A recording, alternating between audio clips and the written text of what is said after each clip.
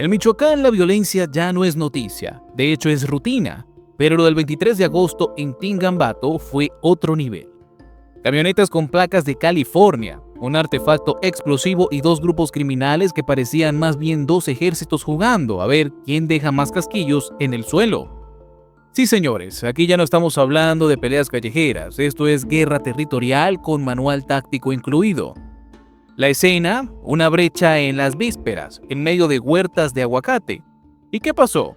Dos grupos armados se dieron con todo durante varios minutos. Resultado, un sicario joven muerto, un Nissan Frontier roja volcada y una Silverado café agujereada como coladera. Para ponerle la cereza al pastel, encontraron un explosivo improvisado que los especialistas tuvieron que detonar. ¿Quién necesita Hollywood con este nivel de acción gratis? La gran pregunta, ¿quiénes estaban detrás? En esta zona pululan tres nombres pesados, los Correa, los Viagras y el CJNG. Cada uno con su estilo, sus territorios y su manera de repartir plomo, pero todo apunta a que este round fue entre los Correa y los Viagras. ¿Y por qué Tingambato? Pues porque ahí se cruzan las rutas clave de la meseta purépecha y donde hay rutas, hay sangre. El 23 de agosto, Tingambato se convirtió en un campo de batalla improvisado, en plena brecha de las vísperas donde normalmente lo más peligroso debería ser pisar un aguacate podrido. Dos células armadas decidieron estrenar todo su arsenal. Por un lado, una Nissan Frontier roja con placas de California que terminó volcada, agujereada y con un cadáver adentro. Un joven de unos 25 años que seguramente no estaba ahí para recoger aguacates. A unos metros había otra camioneta, una Chevrolet Silverado café, igual de baleada. Ambas parecían salidas de un videojuego en modo apocalipsis narco. En la escena quedaron tirados cartuchos de distintos calibres, armas de fuego y, como si no bastara, un artefacto explosivo improvisado, de esos que en la tele llaman IED, pero que en Michoacán se traduce como si lo tocas, explotas. El ejército tuvo que detonar el artefacto de manera controlada, porque ya bastante tenían con recoger casquillos como si fueran canicas. El saldo final: un muerto, dos camionetas destruidas y un recordatorio claro de que estos grupos no están jugando. Aquí no hay peleas improvisadas, hay tácticas, entrenamiento y recursos dignos de un ejército paralelo. En Tingambato nadie duda que lo del 23 de agosto no fue un pleito de borrachos con machetes. Aquí hablamos de organizaciones completas. Tres nombres suenan fuerte en la zona: los Correa, los Viagras o remanentes de Cárteles Unidos y el CJNG. Los Correa, con base en Uruapan, Siracuá Retiro y parte de la meseta purépecha, son conocidos por su creatividad, explosivos caseros, patrullajes en brechas rurales y una capacidad de intimidar que hace ver a la policía como Boy Scouts. Los Viagras, en cambio, operan desde Buenavista y Apatzingán, y su estilo es más de incursión rápida, camionetas con placas extranjeras, golpes de sorpresa y desaparición en minutos. Y claro, también está el Cartel de Jalisco que, aunque debilitado en la región, aún mantiene células en Aranza, Paracho y Chenán, esperando su oportunidad de regresar al ring. Pero ojo, los indicios de Tingambato, el explosivo, las camionetas de California y el estilo de la confrontación hace que los expertos apunten a que este enfrentamiento fue entre los Correa y los Viagras. Una pelea entre dos pesos pesados como si fuera final de campeonato, pero en vez de balón, los goles se cuentan en casquillos. El CJNG, aquí, apenas jugaría de espectador, porque el terreno ya no es suyo. Para entender el desastre que ocurrió aquí, hay que mirar la semana completa, porque parece que Michoacán estaba en tour de violencia. El 15 de agosto, en Tingambato, hubo balazos en el basurero.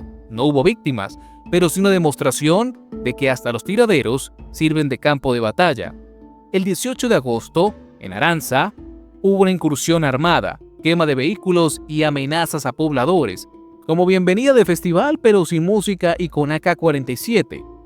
El 20 de agosto, en Siracuá Retiro, aparece un cuerpo con mensaje narco en una brecha agrícola.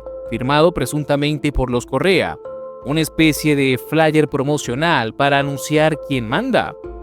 El 23 de agosto, en Tingambato, ocurre el enfrentamiento de las vísperas, con un muerto, camionetas destruidas y un explosivo neutralizado, el show principal de la semana. El 24 de agosto, se reportó un convoy armado circulando hacia Cherán, sin intervención oficial, como si fueran a dar la vuelta dominical, pero en versión paramilitar. La conclusión es clara. No son hechos aislados, es una escalada organizada. Los grupos están marcando territorio, no en las ciudades, sino en las brechas rurales, donde la policía tarda más en llegar que un Uber Eats en un rancho. Pero bueno, mientras Tingambato ardía, a pocos kilómetros en Parácuaro, las fuerzas federales vieron su propio episodio de narcos contra Estado. Como parte del llamado Operativo Apatzingán, elementos del ejército mexicano y la Guardia Civil patrullaban por la comunidad de La Batea. Todo tranquilo, hasta que un grupo de sicarios decidió emboscarlos. El resultado, un enfrentamiento con persecución incluida. Los gatilleros en su huida volcaron una Mitsubishi L200, gris oscuro, que, sorpresa, tenía reporte de robo y ninguna placa. Porque ya es tradición, si no está baleada o robada, no sirve para el negocio. Dentro del vehículo quedaron 2 sicarios abatidos. Uno salió despedido como proyectil humano, el otro quedó atorado, con medio cuerpo afuera de la ventanilla. El resto del grupo huyó como siempre, dejando a sus compas de carne de cañón. En la camioneta se aseguraron una AK-47, un rifle calibre 5.56, 2 granadas de 40 milímetros y, claro, decenas de cartuchos. Básicamente el starter pack del sicario promedio. Camioneta robada, rifles, granadas y cero respeto por la vida. Este operativo confirmó que la región está tan caliente que incluso con despliegue federal, los grupos criminales no se intimidan. Y si Michoacán nos recuerda lo peor de la guerra contra el narco, Tabasco nos recuerda lo peor de la política, la corrupción policial al servicio del narco. El protagonista esta vez es Gilberto Trinidad, un mando de la Policía Estatal Preventiva que, según las autoridades, no solo trabajaba para la seguridad pública, también para la seguridad privada de alias El Bambán, jefe de sicarios de La Barredora. Sí, la policía convertida en matón protegiendo a un capo. La captura ocurrió en Iztacomitán, cuando Gilberto salía de su casa bien tranquilo. Lo que no sabía es que ya lo habían descubierto chateando en WhatsApp con miembros de la organización criminal, pasándoles información sobre operativos y movimientos oficiales. O sea, era un soplón con uniforme. Pero la historia no acaba ahí. Las investigaciones confirman todos los tipos de conexiones de La Barredora con Hernán Bermúdez Requena, el exsecretario de Seguridad en Tabasco nombrado por Adán Augusto López, cuando era gobernador. Bermúdez sigue siendo prófugo con orden de captura internacional. En la detención de Gilberto, además, se aseguraron más de 400 dosis de droga porque, aparentemente, el sueldo de policía no alcanzaba y había que diversificar ingresos. Este caso dejó en evidencia lo de siempre. Cuando la policía juega del lado del narco, la línea entre seguridad y crimen se borra por completo. Entonces, esto va así.